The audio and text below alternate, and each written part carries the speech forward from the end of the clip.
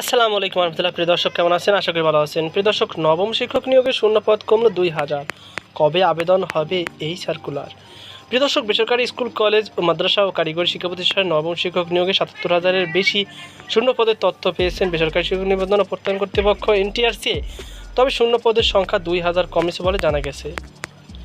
বৃহস্পতিবার 25শে জুন এনটিআরসির একটি সূত্র জানিয়েছে, নবম শিক্ষক নিয়োগের জন্য প্রাপ্ত শূন্যপদের তথ্যের সঠিকতা যাচাইয়ের জন্য 3টি অধিদপ্তরে চিঠি পাঠানো হয়েছে।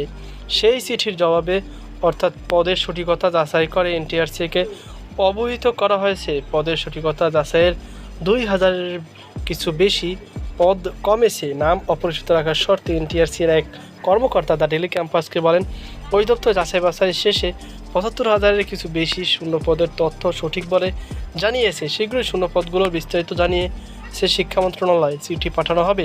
এরপর মন্ত্রণালয় অনুমোদন সাপেক্ষে নবম শিক্ষক নিয়োগ বিজ্ঞপ্তি প্রকাশ করবে এনটিআরসি। এর আগে নবম শিক্ষক নিয়োগের জন্য বেসরকারি স্কুল, কলেজে, মাদ্রাসা ও কারিগরি প্রতিষ্ঠানের ৭৭,৭৯৯ পদের শূন্যপদ তথ্য পেয়েছিল এনটিআরসি। তো প্রিয় দর্শক, আশা করি আপনারা বুঝতে পেরেছেন। তো এখন প্রশ্ন হচ্ছে, এই সার্কুলারটি কবে প্রকাশ হতে পারে?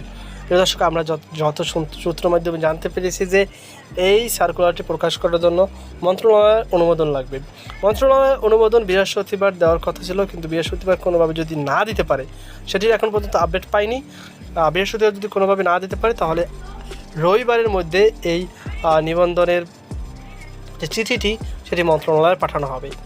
তো আশা করি আপনারা বুঝতে পেরেছেন। মন্ত্রণালয়ে পাঠানোর পর মন্ত্রণালয় আনাময় এহসানুল হক মিলন, অর্থাৎ আমাদের মাননীয় শিক্ষামন্ত্রী, তিনি যেদিন বলবে যে মন্ত্রণালয় অনুমোদন দেবে, সেই দিনেই মোটামুটি আসলে সার্কুলারটি প্রকাশ হওয়ার সম্ভাবনা রয়েছে বেশ।